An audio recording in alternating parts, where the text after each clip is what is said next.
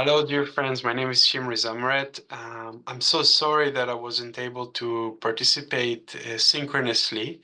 Uh, I I have a child coming in a month. My wife is very pregnant. We're having a child in a month, and at the same time, I'm also a peace activist. So this is really crazy time for me. I needed to kind of transfer what I can as part of my peace activism work and to make sure that I can go on parental leave and help my wife. So I'm sorry that I can't be there, and I would love to meet you all in person. And I come to Italy sometimes, and I would love to come and to meet you in person.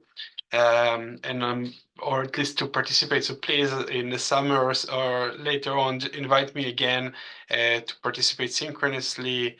And maybe we should organize something in Italy that will allow me also to come and actually meet you in face to face. So thank you very much for inviting me. And as always, the discussions the Italian Federalists are organizing are really inspiring in how active they are and the kind of thinking and also in creating space for dialogue and discussion. It's always an inspiration for me when I'm thinking about the Italian Federalist movement. Briefly, my background, I'm a peace activist, I'm a world federalist. I used to be worked in the Israeli parliament coordinating the Jewish Palestinian or Jewish Arab human rights caucus in the parliament. I was also a draft resistor, spent some time in prison, and today I'm on the board. The main thing I do is I'm on the board of Refuser Solidarity Network, which is an international network that does amplification, tells the story of war resistors, mainly Jews, but also Palestinians and groups that do peace organizing and peace work. A lot of them are draft resistors and war resistors, people that refuse to be soldiers, and some of them end up in prison. And we tell their stories, so you're more than welcome to look up a Refuser Solidarity Network. We also have an active social media accounts called Voices Against War. You can find them online if you're curious. And it's a www.refuser.org if you're interested to see the kind of work. It's inspired by federalism, but it's more focused on peace work. I was asked to comment on the question of what kind of world order can lead us to overcome the conflicts in the Russian-Ukrainian and the Israeli-Palestinian wars. And this is something that I've been researching for the past 10 years. I'm writing a book, and I teach in the university, and I'm a researcher here in the University of Michigan. So I have a lot of thoughts on that, and I will try to summarize them. But essentially, I think that we should see the conflict in Gaza and also the war in Ukraine as symptoms of the international system we have, the undemocratic international system that we have, uh, and I call it the global dictatorship, this international system. And I think that what we need is an international democracy. So, kind of briefly, that's my argument. To overcome these conflicts, what we need is international democracy. We need to end the global dictatorship that we have today.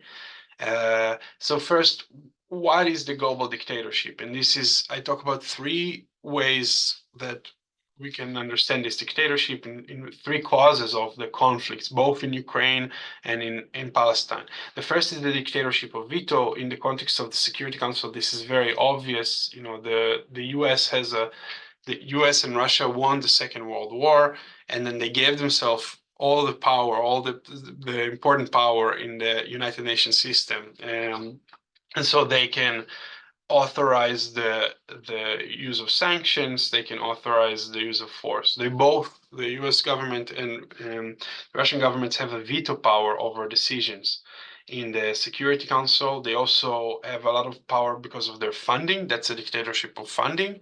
And they can withdraw, like Trump did, threaten to withdraw funding from the UN, and that's how they kind of control the organization. And they also have power because we don't have courts and parliamentarians as part of the UN system, which is kind of this democratic idea of checks and balances.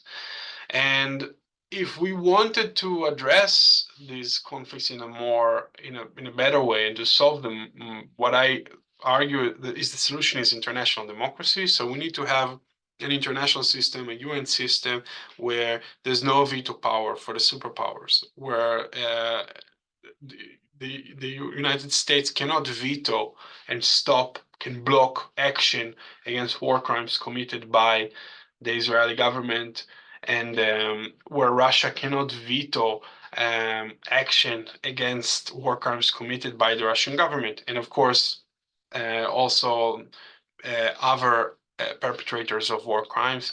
We need an international system where there is fair and independent funding, where the Security Council, peacekeeping operations, and other functions of the UN system are all funded through independent funding, so funding which is not conditional.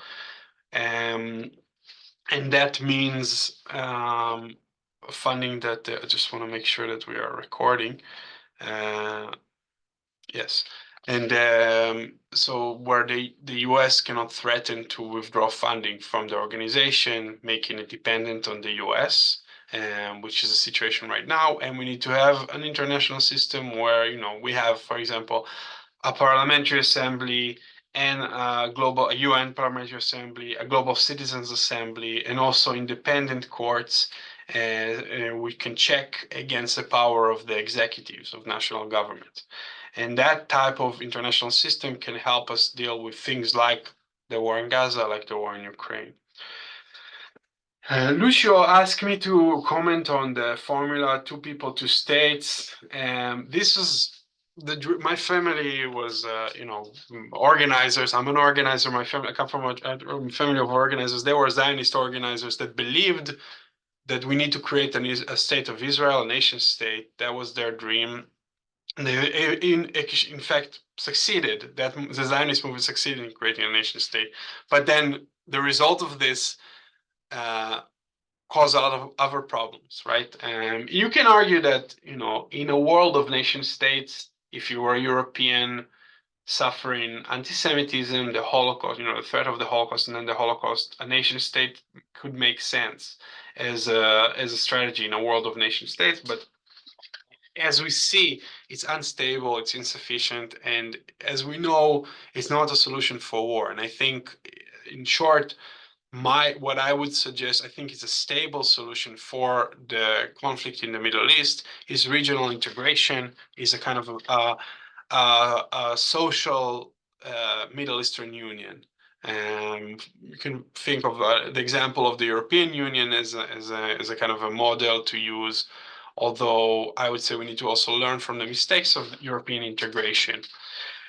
I think we also need to think well about what to do with undemocratic countries, because in some ways, Israel is an apartheid regime. It's not democratic. It holds over 5 million people under the control of the Israeli government, but it cannot.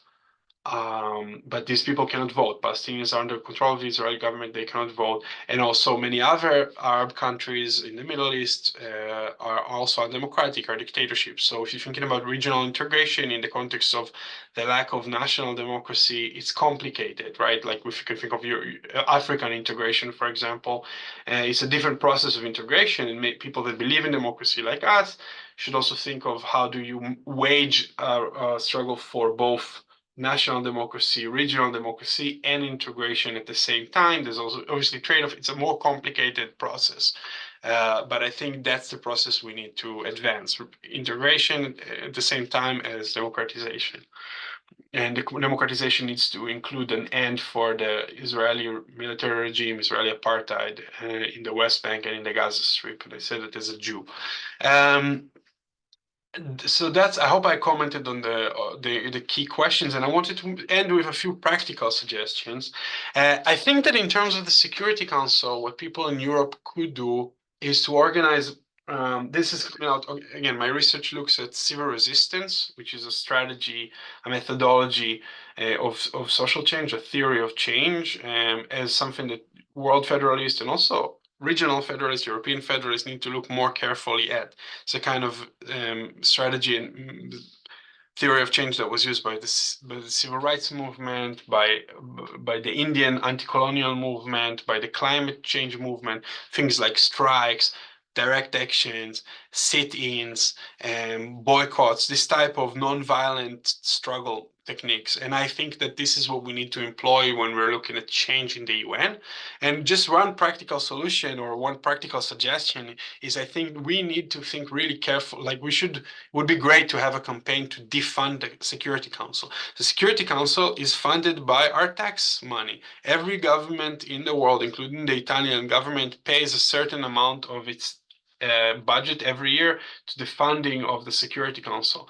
The Security Council is a global dictatorship. It has veto power for Russia and for the US, which protects and shields war criminals. So I think that something that can really scare the UN and scare Russia and the US if there was a campaign to defund the Security Council, to say let's stop paying the funding for the Security Council. Other countries should stop paying the Security Council. It's just one idea.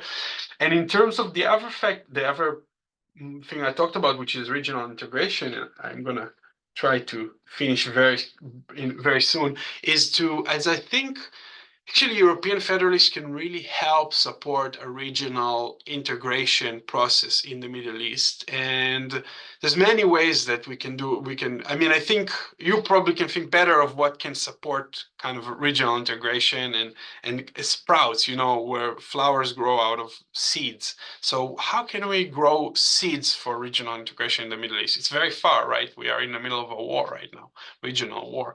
But how do we plant seeds that could lead to regional integration? And I'm thinking of maybe we can bring some peace activists from Palestine and Israel, maybe other Arab countries into Ventotene. Maybe we can create, a 2-day seminar, something that's not just happens one year, because this is a bad year for talking about regional integration. But maybe next year, or in 2 years, or in 3 years, people would be more free to talk about it.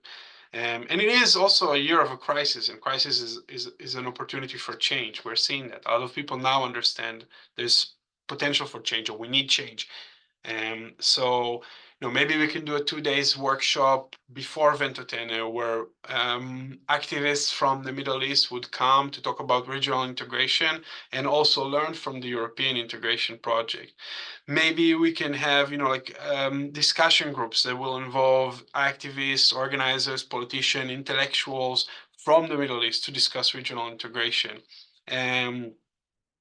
That's that's kind of what I think. That's what I'm working on personally in terms of regional integration. I think we need to plant seeds.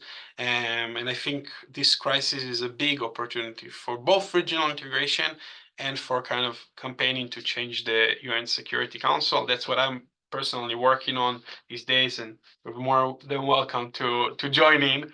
And just yeah, thanks so much for holding this space, holding dialogue, and being such an inspiration for World Federalists worldwide, to each and every one of you. And I hope that we get to meet synchronously and hopefully face to face sometime soon. Take care, my friends. And I send you a lot of big hugs. Take care.